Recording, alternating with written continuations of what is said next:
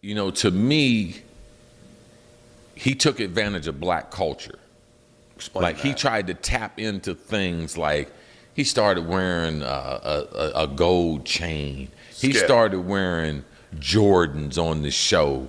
Like, bruh, bruh, I mean, bruh. He said, bruh. Like, I can't laugh. I'm sorry. I mean, there's no way you and Lil Wayne could be close. What's up, everybody? This is the world famous Ed Lover, and you are watching Forgotten Kings TV. That's right, Forgotten Kings TV. Come on, son. Last week, it was announced that Skip Bayless is no longer working for FS1 after reports came out that he was leaving his show Undisputed. Now, since the release of this news, a lot of people have been taking to social media to give their reaction as to what caused Skip Bayless and his departure from FS1 altogether. Now, of course, as we all know, Undisputed has really been struggling ever since Shannon's departure from FS1, and since then, Skip Bayless has been very desperate in the whole recruiting process, bringing on former athletes, doing anything that he can to try to help bring back that old energy he had with Shannon Sharpe, hell, even Stephen A. Smith. But for whatever reason, it just wasn't enough to make the fans want to tune in on the regular. And of course, on his last day last week, Skip Bayless put out a tweet acknowledging his final days at FS1. Now, earlier today, Hall of Fame receiver Chris Carter gave his reactions to Skip Bayless parting ways with FS1. Now, for those who may not know, Chris Carter worked with FS1 for 4 years before he was mysteriously let go from the company. All right, as of today, it's still unknown as to what caused his departure from FS1. However, in a recent interview, Chris Carter exposes his issue with Skip Bayless and also talks about the time he almost had to put hands on Skip after Skip tried to punk this man on air, the same way he did Shannon Sharpe over the Tom Brady debate, right? But in his back and forth with Skip, he was over here, you know, waving pom-poms for damn Tim Tebow, for those who remember. But again, this history that we're seeing of Skip Bayless trying to punk former athletes on camera, listen, now we're starting to see a lot of people come to the forefront and expose their issues that they had with Skip Bayless. And in this sit-down interview, Chris Carter goes in. Okay, so again, I'm curious to hear, what are your thoughts on Chris Carter exposing these issues about Skip Bayless? Again, do you think some of the points that Chris Carter made was valid? And also, what are your thoughts about him basically accusing Skip Bayless of exploiting black culture? Do you think there's some truth to that? Whenever you see Skip Bayless out here wearing the Jordans, wearing the jewelry, hanging out with Lil Wayne, do you think there's some truth to what Chris Carter is saying? Again, let me know your thoughts down in the comment section below. And also, before I go, I'm curious, do you think Skip Bayless will actually make a return to sports debate? Or this, you know, essentially is the end of Skip and his brand as we know it? Again, let me know your thoughts down in the comment section below. But if you want to see the full interview of Chris Carter going in on the Skip Bayless issue, make sure to hit the link in the description. But look, that's all I got for y'all today. My name is SenseiRip. Till next time, peace. God damn, Skip. God damn. A number of years ago, I was on a show with Stephen A. and Skip Bayless. And both of them? Yeah, both of them, on their show. Yeah. I was working at ESPN doing NFL. I would do Mike Greenberg after doing my NFL stuff, and then I would come on there because Stephen A. and I were friends. I didn't know Skip personally, and I'm going to be honest with you, Skip Bayless is not one of my favorite people. I can imagine. Okay. So I'm on there doing the show. I do the show and everything. And then all of a sudden, this is when the Tebow phenomenon was going on. And he was a huge Tim Tebow guy. You know, this guy is this. I remember it. Okay. Oh. So I come on there on a Monday, and, you know, we're trading barbs and everything. We go back and forth, back and forth, back and forth. And then I just level set it and was like, listen, if throwing the football is important in the NFL, Tim Tebow will never be a starting quarterback in the NFL. Yep. So he got defensive, and then he came back and said, well, that's why you didn't win a Super Bowl. You know, you're giving Tebow too much credit as a competitor, though. Like, he's no more a competitor than me or anyone else in the like. Like, Okay, don't just the ability put to too much inspire. yeast on that. Inspire the You whole can't, football team. no, you can't. No, you're wrong on that. He's not inspiring the whole football. No, team. you're wrong on that. You're wrong. You're dead wrong on that one. Well, I've been on the NFL field before. You never I have. don't care. I know what I'm What do talking you mean you about. don't care? Okay? Okay, did you lift the football team to a lot of wins? I don't know. I Did you inspire? I lifted my teammates, but I didn't make them make plays. So me being on the NFL field and playing and being a starter and a premier player And worthy of the Hall of Fame, by the way. But and a Christian and a leader, my experience don't matter. Okay? But you dismissed him. You say he can't play in the league. You I told me didn't say that. correctly. You said he's not a starter in the league. That's not a starter. There's plenty of other players besides the starter. Okay, that's 6 weeks ago. You need to move on till today. No, you need to move on. What does he do I every will. fourth You're quarter? right. You're right. Game after game after game. Did they all say it? He's inspired the whole Skip, franchise. so you covering He sports took all over a these years winning don't force. matter? I just watched with my You eyes. covering- I've been covering a lot longer than you've been playing it. And I give you credit for that. Okay? Yeah, but you can't put it the way it is. I give you credit for that. Okay? Well, I just think I'm right about it. I don't can't discredit But you me. don't know. You don't know. Neither does he. What have I always told you? Some of the worst judges of personnel are the best players. Michael Jordan's the worst GM in the history. So now And we also debate the fact that as reporters, when our objectivity is skewed for whatever reason, that might So a reporter can't so be he's a wrong. player, he might be subjective because of that. You're a reporter, you may be subjective. So you tell me there aren't bad reporters that have jobs reporting compared to John Elway with his skill level? Like, I agree. I've always had a good eye for talent. You can look at my draft record on this show. so you discredit my ability to be. No, I'm just saying you're wrong about this one. Just this one. I did. You're not giving him any credit. I did give him credit. Okay, but you're saying don't give him so much So, in credit. other words, no. So if we don't play, all right, he played a game. Seriously, it generates into you laughing. You laughed the last time. What happened? Wait a minute. You ate it again and again and again. Let me ask you a question. How many times were you wrong, Chris Carter? How many times? 7 times. I know I went to 8 Pro Bowls and played 16 years. Yeah, and how many rings do you have? I ain't got none. You got same amount as you. No, I don't. Same amount as you. Okay, So what'd you say? which got nothing to do with nothing. Agreed. We went to commercial break.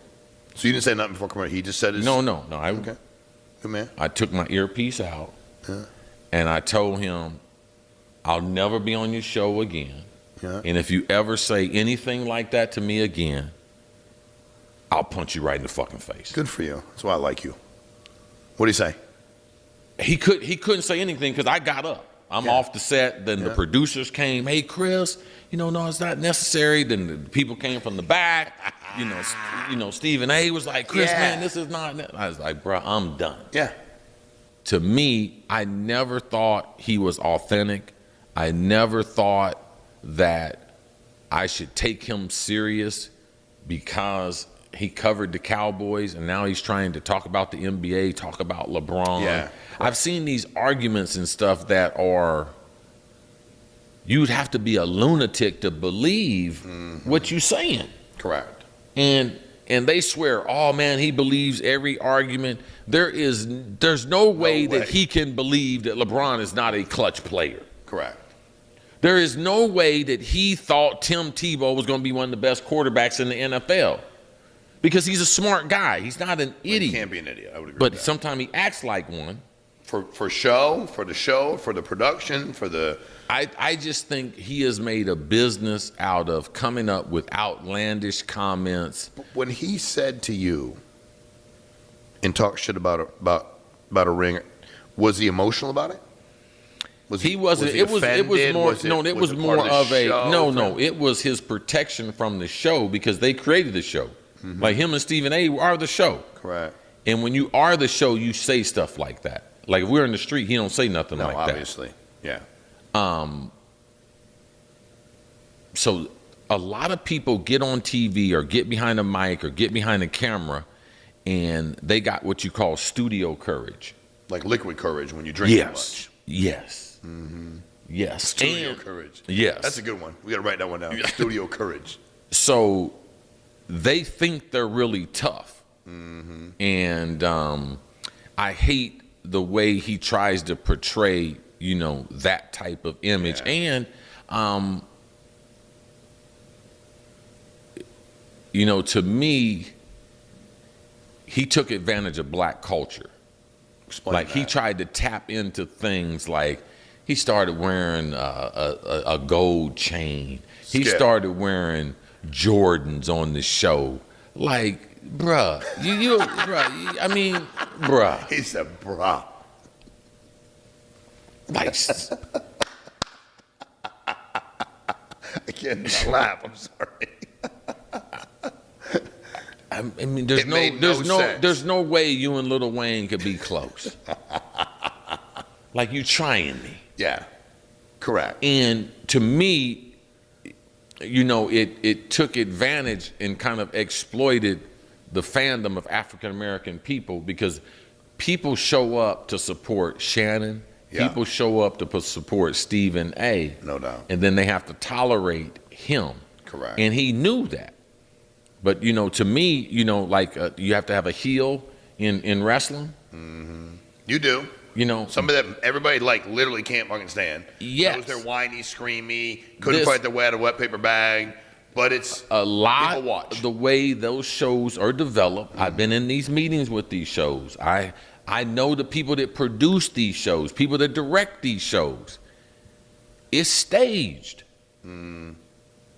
It's staged, and that's why the overall popularity of it has gone down, because people can see I through it. know. Y'all know the MREC room etiquette? Peace, you now tuned in to MREC TV.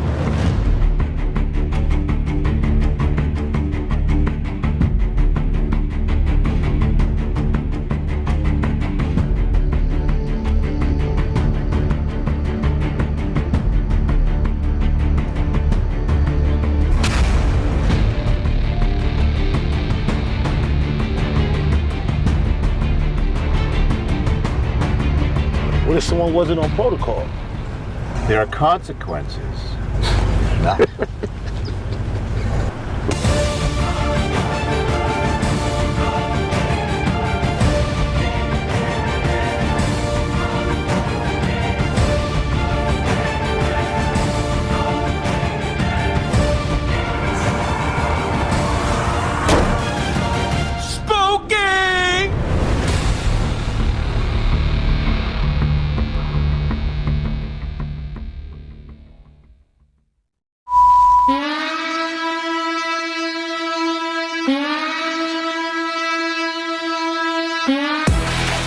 We the Knockout Kings of Comedy. This your boy, Reggie Curl, you know what I'm saying? This is my cousin, Stroncho, you know what I'm saying? He's coming by.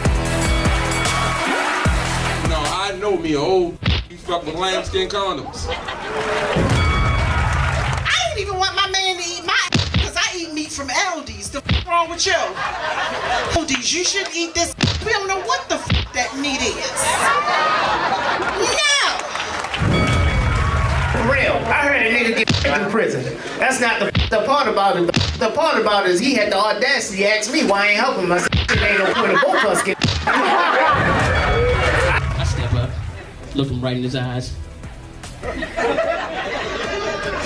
He go to pat me down. Pop, pop, pop, pop, pop, pop, pop, pop, pop, pop, pop, pop. $20, homeboy. I'm like, no sir! First of all, can I ask y'all a personal question? Is this microphone really necessary at this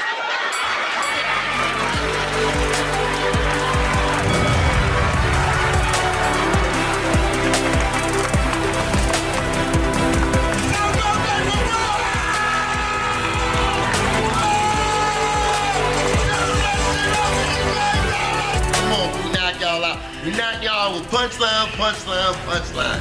You know how we turn. Give me a second.